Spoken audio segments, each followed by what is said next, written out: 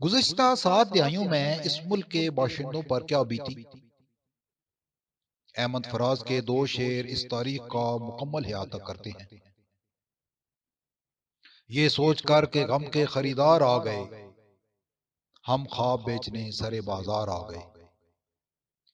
آواز دے کے چھپ گئی ہر بار زندگی، ہم ایسے سادہ دل تھے کہ ہر بار آ گئے۔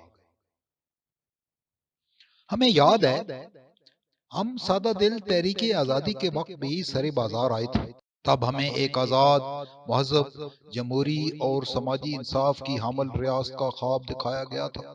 ہم زندگی کی اس آواز پر دیوانہ وار آئے تھے، مگر وہ زندگی تو ماڑی پور کے فٹ پاتھ پر ہی روپوش ہو گئی، جہاں قائد اعظم کی ایمبولینس خراب ہوئی تھی۔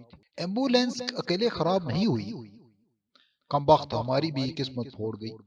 پہلا خواب سراب ہوا، معقولیت، رواداری اور وسیع نظری جیسی ازادار آج بھی اسی فٹ پاتھ پر بال کھولے بین کر رہی ہیں۔ ہم بھی اس ازا خانے میں معتدل جمہوری ریاست کے ہجر میں گریا کرنا چاہتے تھے، مگر ہمیں اس کا موقع نہیں دیا گیا۔ ہمارے غم کے نئی خریدار آ گئے تھے۔ ہم نہیں بولے، ہم سادہ دل پھر آ گئے تھے، جب محمد علی جناح کے تصور پاکستان کے برعکس تصور ریاست کے خوابوں کے بے وپاریوں نے ہمیں آواز دی۔ ہمارا یہ خواب بھی عذاب ہوا۔ نظریہ پاکستان اور قرارداد مقاصد کی خوشنما آوازیں تو حقیقت میں شخصی اور طبقاتی حکمرانی کی راہ ہموار کرنے کی مساعی جمیلہ نکلی۔ لیاقت علی خان کا قاتل، غلام محمد کا اسمبلی توڑنا، جسٹس منیر کا نظریہ ضرورت تخلیق کر کے اس غلیظ عمل کو جائز قرار دینا، اور سکندر مرزا کا مارشل لا لگانا، کیسے کیسے غموں کے خریدار آئے اور ہمیں لوٹ کر چلتے بنے۔ ہمیں خوب یاد ہے ہم 27 اکتوبر 1958 کو بھی ایک نئی زندگی کے بلانے پر آئے تھے۔ تب ایوب خان نے فوجی حکمرانی کی داغ بیل ڈال کر ہمیں ایک نئے سفر پر روانہ کیا تھا۔ صدارتی آئین، کرپٹ سیاستدانوں پر عرصہ حیات کی تنگی، ایوب خان کے مقابلے میں مادر ملت کی شکست، اور 65 کی پاک بھارت جنگ اس زندگی کے کارہائے نمایاں تھے۔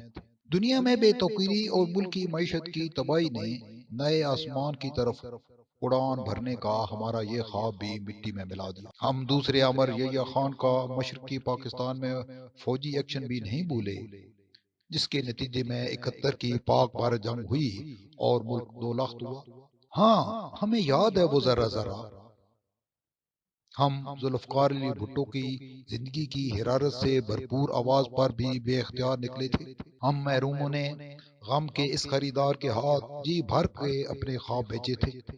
ہم جمہوری ریاست، 73 کے متفقہ آئین، ایٹمی پروگرام کی بنیاد، سٹیل ملز، وا فیکٹری، کامرا کمپلیکس اور اسلامی سربراہی کانفرنس کے انعقاد کے علاوہ سیاسی شعور کی منازل طے کر کے دنیا میں اپنا کھویا ہوا مقام بنا رہے تھے کہ آمرے سوم ضیاء الحق نے آ کر ہمارے سارے خواب چکنا چور کر دی۔ زندگی ہمیں آواز دے کے پھر چھپ گئی تھی۔ اس نے ہمیں، ہماری ریاست، ہمارے آئین اور ہمارے منتخب نمائندوں کو اس خشوع و خضوع کے ساتھ بے توقیر کیا کہ ہم آج تک سر اٹھانے کے قابل نہیں ہو سکے۔ ہماری لوح یادداشت پر نقش ہے کہ ہم 16 نومبر 1988 کے عام انتخابات کے دن بھی باہر آئے تھے، جب معتبر زندگی نے ایک بار پھر ہمیں آواز دی تھی۔ ہم نے ایک مرتبہ پھر اپنے سارے خواب غم کی ایک خریدار کے حوالے کر دیے تھے، مگر 18 ماہ بعد ایک مرد جری نے ہمارے خوابوں پر 58(2)B کا کلہاڑا چلا دیا تھا۔ اس پاک صاف اور پارسا ہستی نے ہمارے نمائندوں پر کرپشن کے الزامات عائد کیے تھے۔ ہمارے خوابوں نے دوبارہ سر اٹھایا ہی تھا کہ ایسی مرد جری غلام اسحاق خان نے 8 اپریل 1993 کو بار دیگر اپنا یہ کلہاڑا ہمارے خوابوں سے لہو لہان کر لیا۔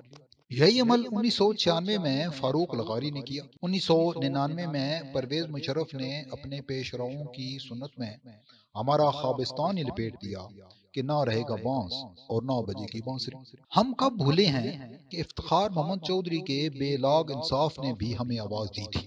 ہم سادہ دل اس آواز پر بھی جوک در جوک آ گئے تھے، مگر وہ تو ارسلان افتخاروں کو باعزت بری اور یوسف رضا گیلانیوں کو سزاوار ٹھہرانے والا انصاف نکلا۔ اس بے رحم انصاف نے ہمیں کوئی ریلیف دینے کی بجائے ہماری منتخب حکومت کی راہ میں روڑے اٹکانے ہی کو اپنا فرض اولین سمجھا۔ ہمیں 2014 اور 2016 کے دھرنوں نے بھی نئی زندگی کی نوید دی تھی، مگر ہم ہرما نصیبوں کو ہر دفعہ اپنے خوابوں کی پوٹلیاں باندھے شرمندہ ہو کر واپس پلٹنا پڑا۔ 2018 کے انتخابات میں نیا پاکستان بنانے والوں نے ہمیں پکارا، تب ہم اس یقین کے ساتھ خواب بیچنے آئے تھے کہ اس دفعہ زندگی ہمیں مایوس نہیں کرے گی اور ہمارے سارے سنہرے خواب شرمندہ تعبیر ہوں گے۔ ایک ایسے صاف ستھرے پاکستان کی داغ بیل ڈالی جائے گی جس میں کوئی خائن کسی عہدے پر نہیں رہے گا۔ ہمیں قوی یقین تھا کہ ان عام انتخابات میں فقط آئین کے آرٹیکل 62-63 پر پورا اترنے والے صادق اور امین ہی کامیاب ہوں گے۔ لا محالہ یہ صادق اور امین امیدوار کامیاب ہو کر کسی ریاستی ادارے میں بھی کوئی خائن نہیں رہنے دیں گے۔ بے ایمان بیوروکریٹ، پی سی او کے تحت حلف اٹھانے والے علماء انصاف اور دیگر اداروں کے غیر ذمہ دار عناصر اپنے انجام پہنچیں گے۔ یہ صادق اور امین کامیاب تو ہو گئے، مگر انہوں نے ہمارے خواب کی ایسی الٹی تعبیر دکھائی کہ ہم پرانے پاکستان سے بھی گئے۔ خدا بھلا کرے انصاف کرنے والوں کا کہ انہوں نے نئے پاکستان والوں سے بھی انصاف کیا۔ آج ہمیں 2024 کے انتخابات درپیش ہیں اور ہم سادہ دل پھر آ گئے۔ ہمیں یقین ہے کہ اس دفعہ ایک توانا زندگی نے ہمیں آواز دی ہے جو ہم سے کبھی نہیں چھپے گی اور ہمارے سارے خوابوں کو تعبیر ملنے تک ہم پھونک کر میدان میں کھڑی رہے گی۔ البتہ اگر خدا نخواستہ اس دفعہ بھی ہم سے ہاتھ ہو گیا تو ماضی کی طرح ہمارے پاس کف افسوس ملنے کے سوا کوئی چارہ نہیں رہے گا کہ خواب دیکھے سنہرے جتنے زخم ہو گئے گہرے۔